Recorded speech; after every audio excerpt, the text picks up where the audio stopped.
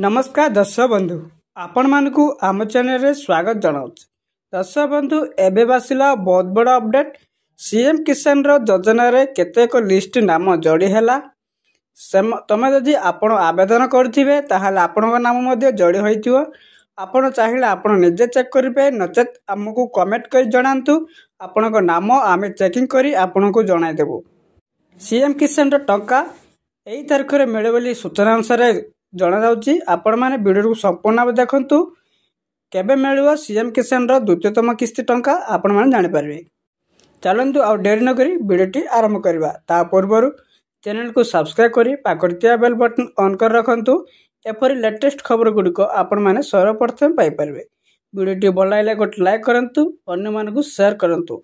आपणक नाम कमेंट करिवार न भूलंतु। कमेंट करी निश्चित भाव जणांतु आपणक लिस्ट अछि नै आमे एई वीडियो माध्यम रे आपणक कहि देबो। चलंतु आ देरी न करी वीडियोटी स्टार्ट करबा। दर्शक बंधु सीएम किसान योजना वर्ष को दुईटी किस्ती 4000 टंका मिलु थाए।